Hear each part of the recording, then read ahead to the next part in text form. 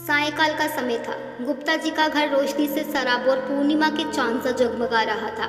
मेहमानों का जमघट लगा हुआ था। बच्चों की नज़रें मिठाइयों और आइसक्रीम के स्टॉल पर टिकी हुई थी। नौजवान युवक युवतियां भी आड़ी टेढ़ी निगाहों से एक दूसरे को निहार रहे थे। अधेड़ वर्ग के पुरुषों की नज़रें दूसरे की बीवियों पर जमी हुई थी और उनकी बीवियों की नज़रें दूसरी औरतों के गहनों और उनके पहनावे पर। कोई फिल्मी गानों की धुन पर नाच रहा था तो किसी को शराब नचा रही थी। आखिर क्यों ना नाचे भाई। आज गुप्ता जी की इकलौती बेटी दीपा की मेहंदी जो है, सब लोग खुश नजर आ रहे हैं, लेकिन दीपा का चेहरा कुछ लटका हुआ सा उदास नजर आ रहा है। उसकी नज़रें उसके फ़ोन पर टिकी हुई है। हर 2 मिनट बाद वो किसी को फ़ोन मिला रही थी, लेकिन उसके चेहरे पर पड़े शिकन के निशान बयां कर रहे थे कि कोई उसका कॉल रिसीव नहीं कर रहा है। अनिकेत कॉलेज के ज़माने से ही उसका बॉयफ्रेंड उसका पहला प्यार था। वो उससे बहुत चाहती थी। उसने बहुत बार घर वालों से कहा भी था कि वो सिर्फ अनिकेत से प्यार करती है और उसी से शादी भी करना चाहती है, लेकिन गुप्ता जी ने उसकी एक ना सुनी। हर बार उनका यही जवाब होता कि अनिकेत का चरित्र कुछ ठीक नहीं और ना ही उसका कोई भविष्य है। दीपा पुरानी यादों में पूरी तरह से खोई हुई थी कि तभी उसका फ़ोन बजना शुरू हुआ। हाय वही नंबर था जो वो न जाने कितने समय से मिलाई जा रही थी। हेलो अनिकेत, वो बोली। अब तुम्हें क्या चाहिए, क्यों फ़ोन कर रही हो? दूसरी ओर से आवाज़ आई। कल मेरी शादी होने वाली है, बस आखिरी बार बात करना चाहती हूँ। मुझे कोई बात नहीं करनी, उसी लंदन वाले इंजीनियर से कर लो बात जिससे शादी करने जा रही हो कल। यार मेरी मजबूरी भी तो समझने की कोशिश करो कभी। ये शादी क्या मैं अपनी खुद की मर्ज़ी से कर रही हूँ? अपनी पूरी ज़िंदगी में मैंने सिर्फ तुमसे प्यार किया है यार, लेकिन मैं घर वालों के खिलाफ भी तो नहीं जा सकती ना। एक बार फिर सोच लो दीपा, ये तुम्हारी ज़िंदगी है, फैसला भी तुम्हारा खुद का होना चाहिए। तुम अभी भी चाहो तो मैं वहाँ आकर शादी रोक सकता हूँ। तुम बस हाँ बोल दो, फिर कोई भी हमें एक होने से नहीं रोक पाएगा, तुम्हारे पापा भी नहीं। प्लीज़ अनिकेत, समझने की कोशिश तो करो। ये ज़िंदगी मेरी ज़रूर है, लेकिन जिन लोगों ने ये ज़िंदगी दी है, मैं उनके खिलाफ़ कोई ऐसा कदम नहीं उठा सकती जिसकी वजह से वे लोग ज़िंदगी भर पछताते रहे। मैं तो बस आखिरी बार तुम्हारी आवाज़ सुनना चाहती थी, बस इसीलिए तुम्हें कॉल की थी। सॉरी, मैं ज़िंदगी भर साथ निभाने का वादा पूरा ना कर सकी। हो सके तो मुझे माफ़ कर देना। जब तुम्हें सारे फैसले घर वालों की ही मर्जी से ही करने थे तो ऐसे वादे क्यों किए थे जिनको पूरा करना तुम्हारे लिए मुमकिन नहीं? तुम धोखेबाज हो दीपा, धोखेबाज। खैर, धोखा भी वही देता है जिस पर सबसे ज़्यादा यकीन हो। सारी गलती मेरी ही है अनिकेत। तुम्हें पता है यार, मैंने पापा को मनाने की कितनी कोशिश की थी, लेकिन वो फिर भी ना माने, क्योंकि उनको तुम्हारा ये बेफिक्रो वाला लाइफस्टाइल पसंद नहीं था।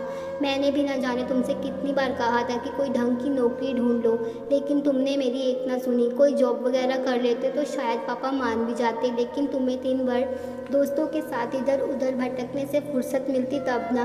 प्यार का मतलब सिर्फ घर वालों से बगावत करना ही नहीं होता, इसके साथ बहुत सी जिम्मेदारियां भी आती है। सिर्फ खुद के बारे में सोचना ही प्यार नहीं। तो तुमने आज आखिरी बार कॉल किया यही सब उपदेश देने के लिए? अपनी फिलॉसफी अपने पास रखो, मुझे कुछ नहीं सुनना अब। मैं बस इतना जानता हूँ कि मैं तेरे बिना जी नहीं सकता, मर जाऊँगा मैं, और तुम जानती हो इसका जिम्मेदार कौन होगा। इतना कहकर अनिकेत ने फ़ोन डिस्कनेक्ट कर दिया। दीपा अब गहरी सोच में डूब गई। अनिकेत की चिंता उसे अब खाए जा रही थी। पुरानी यादों का सफ़र शुरू हुआ। वो पल याद आने लगे जब वो कॉलेज में पढ़ रही थी और अनिकेत उसके पीछे पड़ा हुआ था। उसने उसे कई प्रेम पत्र दिए, लेकिन दीपा का जवाब हर बार ना होता। अंत में एक दिन उसने मर जाने की धमकी दी। फिर जाकर दीपा को उसके प्यार का एहसास हुआ और धीरे धीरे वक्त के साथ साथ उनका प्यार परवान चढ़ने लगा। दीपा बीते वक्त की दुनिया में इस कदर खोई हुई थी कि उसे पता ही नहीं चला कि कब उसकी हथेलियों पर मेहंदी लगा दी गई। उसने उस मेहंदी को देखा और वास्तविकता से परिचित हुई।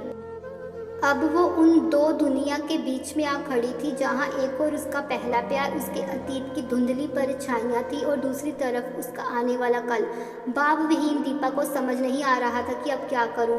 वो तबीयत खराब होने का बहाना बनाकर सहेलियों से अलग हुई और अपने कमरे की तरफ चल दी। अपने हाथ में लगी मेहंदी की डिज़ाइन को वो देखने लगी और आने वाले कल के बारे में सोचने लगी, लेकिन बीच बीच में बेचारे अनिकेत का ख्याल भी उसे परेशान करने लगा। ख्यालों में खोई दीपा की कब आँख लग गई उसे बिल्कुल पता न चला। अगले दिन सुबह के 6 बजे वो बिस्तर से उठी। उसने हाथों में लगी मेहंदी को निहारा। मेहंदी का वो गाढ़ा लाल रंग जो उसकी नई जिंदगी की शुरुआत का सबूत था, जो उसकी आंखों में छाने लगा। लेकिन तभी अगले ही पल अचानक अनिकेत की तस्वीर उभरकर उसके जहन में आई। देखते ही देखते दोनों तस्वीरें एक दूसरे में समा गई और अनिकेत का वो मुस्कुराता चेहरा गहरे लाल रंग में डूब गया। उसके हंसते मुस्कुराते चेहरे से अगले ही पल आंसू टपकने लगे। ओ माय गॉड, वो चिल्लाई। उसका भ्रम टूटा और वो वास्तविक दुनिया में आई। अब सिर्फ मेहंदी ही नजर आ रही थी, लेकिन अनिकेत का ख्याल अभी भी उसके दिल में उथल पुथल मचाकर उसकी बेचैनी बढ़ा रहा था। कहीं वो कुछ कर ना दे। एक बार फिर फ़ोन करती हूँ। कल रात ढंग से बात नहीं हो पाई, उल्टा मैंने ही उसे खरी खोटी सुना दी थी। माफ़ी मांग लेती हूँ, उसने सोचा। अनिकेत को फ़ोन मिलाया, लेकिन ये क्या, फ़ोन स्विच ऑफ बता रहा है। उसने फिर कोशिश की, लेकिन सारी कोशिशें बेकार साबित हुई। उसका डर घड़ी की टिक टिक के साथ बढ़ता गया। किसी अनिष्ट की आशंका से वो इतनी घबरा गई कि मजबूरन उसे वो फैसला लेना पड़ा जो उसके खुद के असूलों के खिलाफ था। उसने अपनी डायरी खोली और लिखना शुरू कर दिया। पापा, आई एम सॉरी, मैं ये शादी नहीं कर सकती। मैं अनिकेत से प्यार करती हूँ और वो भी मेरे बिना नहीं रह सकता। मैं जा रही हूँ। जानती हूँ यह गलती बहुत बड़ी है, लेकिन आपने हमेशा मेरी हर गलती माफ़ की है। प्लीज़ ये आखिरी गलती भी माफ़ कर देना। उसने जल्दी से वो पन्ना फाड़ा और मेज़ पर रख दिया। खिड़की खोली और घर छोड़कर भागने लगी। ये सब काम उसने इतनी जल्दबाजी में किया कि वो अपने साथ कुछ भी लेकर नहीं आई। उसके पास टैक्सी के लिए भी पैसे नहीं थे। वो पैदल ही चले जा रही थी। हालांकि अनिकेत ज़्यादा दूर नहीं रहता था, फिर भी उसे कभी इतना भागने की आदत नहीं थी। लगभग आधे घंटे की दौड़ भाग के बाद वो वहाँ पहुँची जहाँ अनिकेत किराए पर रहता था। उसने दरवाज़ा खटखटाने के लिए जैसे ही हाथ आगे बढ़ाया, उसे अंदर से आवाज़ सुनाई देने लगी। बाबू, तुम यहाँ कैसे रह लेते हो? कितने मच्छर हैं यहाँ। मैं तो पूरी रात सो भी नहीं पाई। एक तो ये खून चूसने वाले मच्छर और ऊपर से तुम। ये किसी लड़की की आवाज़ थी। दीपा कुछ समझ पाती इससे पहले अनिकेत बोला, तो ज़्यादा परेशान किसने किया, मच्छर ने या?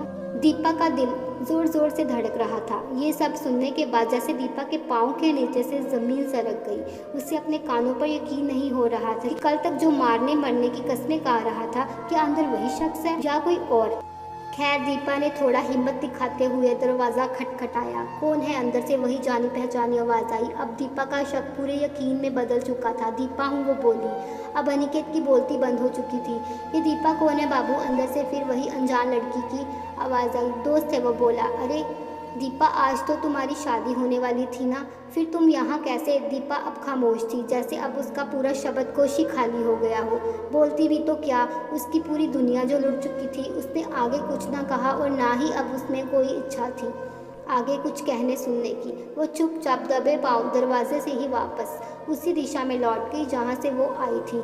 मन ही मन खुद को कोस रही थी कि वो उसके कदम वापस घर की तरफ को आगे बढ़ रहे थे, लेकिन जैसे उसके मन में वक्त का पहिया पीछे भूतकाल की तरफ घूमने लगा। अब वो एक साथ दो दुनियाओं का सफ़र कर रही थी। 2 साल पीछे जाकर कहीं वक्त का वो पहिया रुका। दीपा उस दौर में पहुंच गई जब पूरे कॉलेज में दीपा और अनिकेत का प्रेम प्रसंग मशहूर हो रहा था और किसी परिचित व्यक्ति ने ये बात उसके पापा को बता दी। दीपा के पापा ने उसे पास बुलाया और बोले, बेटा, ये मैं क्या सुन रहा हूँ? तुम उस लफंगे के साथ दिन भर हाथ में हाथ डाले सड़कों पर घूम रही हो। यही सब करने के लिए कॉलेज जाती हो क्या? सॉरी पापा, मैं आपको सब कुछ बताने ही वाली थी।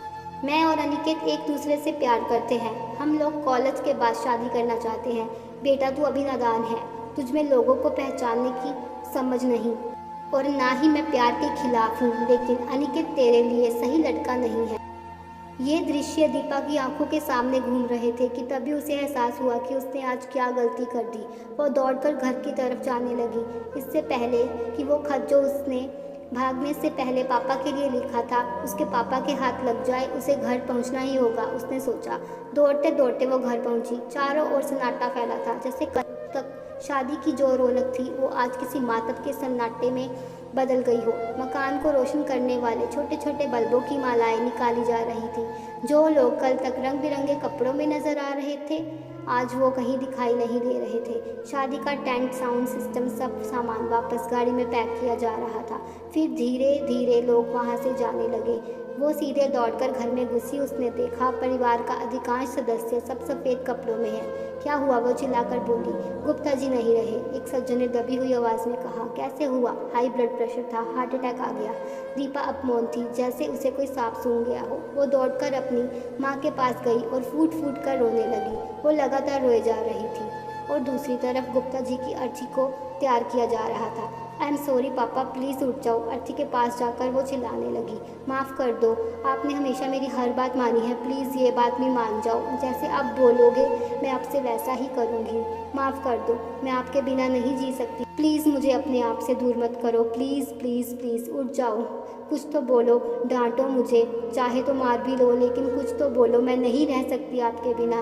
रोते हुए दीपा को यह एहसास हुआ कि वो अपने पापा से कितना प्यार करती है। हालांकि कुछ देर पहले जब वो अनिकेत की हकीकत से वाकिफ हुई थी तो उसे बहुत बुरा लग रहा था, लेकिन वो दर्द इस पीड़ा से बहुत मामूली था। लोग, दार्शनिक, विद्वान और विचारक सभी कहते हैं कि एक लड़की का पहला प्यार उसका पिता होता है, जो उसे बिना किसी शर्त के प्यार करता है और उसके लिए दुनिया की हर तकलीफ झेल लेता है और बदले में कुछ नहीं मांगता। शायद यही कारण है कि लड़कियां अपने प्रेमी या पति में अपने पिता की ही तस्वीर ढूंढती है। और लोग ये भी कहते हैं कि किसी चीज़ की कीमत उसके खो जाने के बाद ही पता चलती है। आज दीपा को लोगों की वो बात और सच्चे प्रेम का अर्थ समझ आ गया था। दीपा ज़ोर ज़ोर से रो रही थी।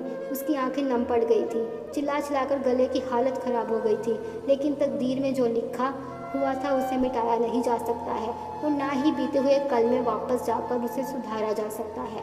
सुधारा जा सकता है क्या? क्या ज़िंदगी दूसरा मौका देती है? शायद कभी नहीं, शायद कभी कभी। उठ जाओ बेटा, आज तुम्हारी बारात आने वाली है। और नींद में क्यों चिल्ला रहे थे बच्चे?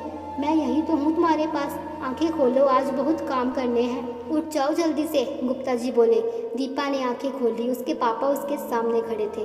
सपना टूट चुका था। जिंदगी ने उसे दूसरा मौका दे दिया था। इस डरावने सपने ने उसकी आंखें खोल दी थी। वो बिस्तर से उठकर पापा के पास गई और उसे गले से लगा कर बोली, आई एम सॉरी पापा, I love you. Gupta ji हैरान थे कि कल तक गुमसुम रहने वाले दीपा को आज अचानक क्या हो गया। लेकिन दीपा खुश थी, मानो आज पूरी दुनिया की दौलत उसे मिल गई हो। उसे पता चल गया था सच्चे प्रेम का अर्थ, और प्रेम ही पहली प्राथमिकता होनी चाहिए। लेकिन इससे पहले ये जानना भी ज़रूरी है कि प्रेम आखिर है क्या।